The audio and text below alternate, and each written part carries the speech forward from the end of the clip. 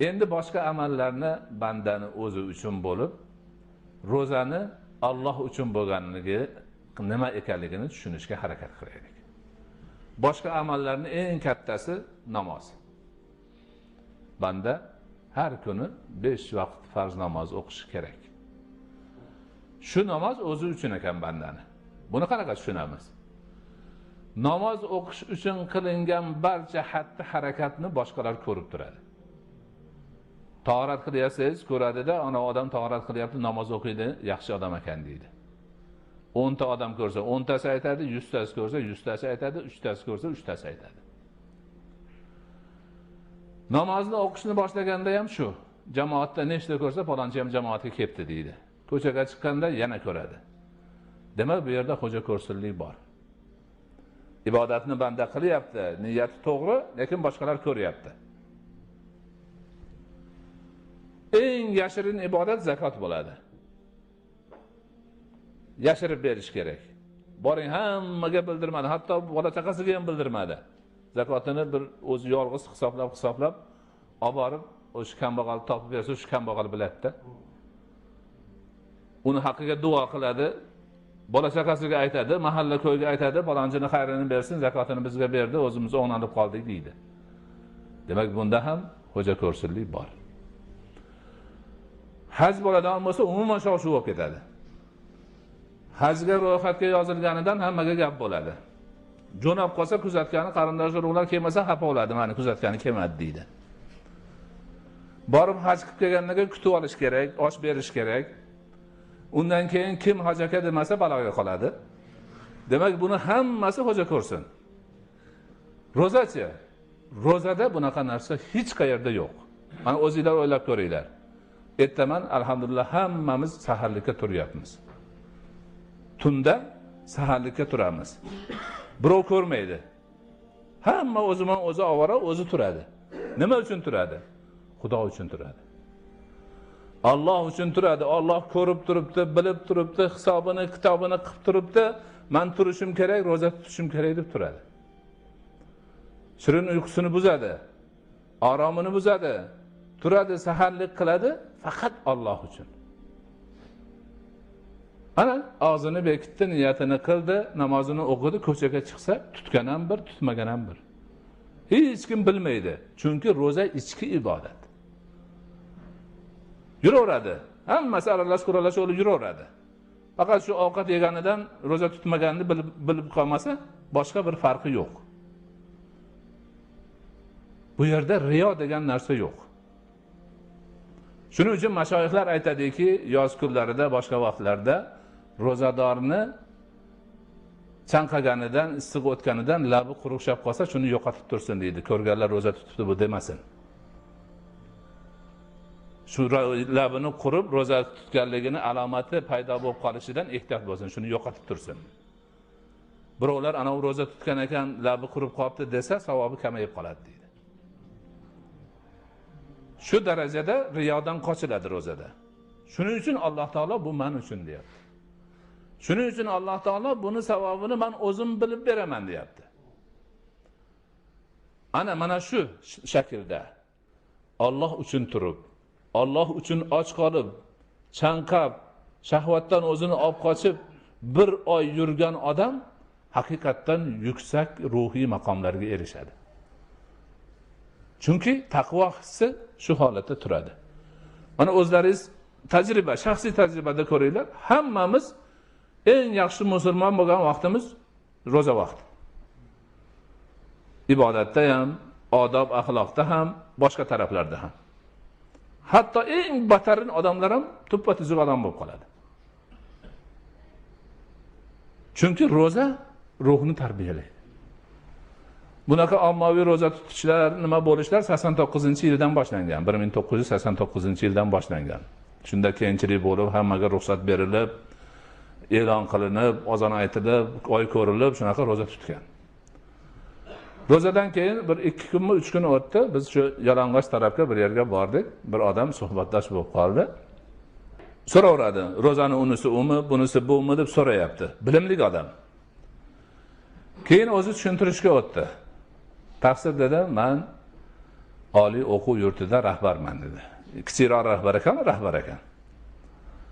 To'g'risini aytaylik, Xudodan bekitolmagan narsani bandadan bekitolmaymiz. Birinchi marta bu yil roza tutdim dedi. O'sha vaqtda haqiqatan ko'pchilik birinchi marta o'sha yilda tutgan. Birinchi marta roza tutdim. Rozani bunaqaligini men xayolimga ham keltirmagan ekanman. Roza tutib olganman, idoramni ishi bilan bu yerga kiraman. Ular bu narsalarni so'raydi. Shu bir og'iz yolg'on gapirsam ishim bitib ketadi-yu, lekin gapira olmayman. Rozam bor. Gapira olmayman, ishim bitmaydi, qaytib chiqaman, xursand bo'laman. Ishim bitmaganiga. Chunki yolg'on gapirmadim. Xudoyo, yolg'on gapirmadim, ishim bitmadi, bir kunim bitib qolar, lekin men yolg'on gapirmaganimga xursandman deydi. Endi deydi, men sizdan deb yana boshqa roza bormi deganim, shu yana rozani farz namozidan boshqa roza bo'lsa, shuni ham tutib yursak, bir yo'li yaxshi bo'lib ketarmikan deb umid qilyapman deydi. Men aytdim, ha, bor, to'g'ri. Shavvolda roza bor. Haftani dushanba, payshanba kunlarini Rasul akram alayhisolatu vasallam tutganlar. Buni tutinglar, nafl roza. Yaxshi, xayriyat. Mana shu bor ekan, buni qilamiz biz. Ko'ryapsizmi? Umr bo'yi o'sha vaqtning tarbiyasida o'sgan odam. Oliy o'quv yurtida ishlab yurgan odam. Bir marta roza tutib, shunchalik foydasini anglab, oqil odam hammasini demak tushunib, nima? Axloqiy bir yuksaklikka erishgan. Demak, biz hammamiz ana rozani tutganda faqat nima qilib bo'lsa ham iftorga yetib olsam bo'ldi degandan endi yuqoriga ko'tarilishimiz kerak. Iftorga yetishni o'rganganman, endi roza tutdim. Ana shu haligi a'zolarim gunoh ishlar qilishdan ham roza tutsin endi. Tilimdan yomon gap chiqmasin. Nafaqat o'zi, balki birov urush janjal qilsa ham chiqmasin. Payg'ambar alayhisolatu vasallam aytadilar: "Man lam yada' qawla az-zuri wal 'amala bihi, falaysa lahu hajatun an yada'a ta'amahu wa sharabahu." Kim yolg'on gapirishni va unga amal qilishni tashlamas ekan, uni taomi va sharobini tark qilganidan Allohga hech bir foyda yo'q. Bu odamning o'zi uchun. O'ziga bog'liq narsada yolg'on bulardan qilmasligi. Endi yana bir boshqa hadis sharifda aytiladiki, "Iza kana yawmu sawmi ahadikum fala yarfus va la yaskhab. Wa in sabbahu ahadun aw qatalahu falyaqul ana imri'un sa'im." Agar biringizni roza tutgan kuni bo'lsa, besharim gaplarni gapirmasin. Baqir-chaqir qilmasin. Agar birov u bilan so'kishib qolsa, urushib qolsa, unga "Men roza tutganman" desin. Javob bermasin unga. Birov kelib bunga tahdid solyapti.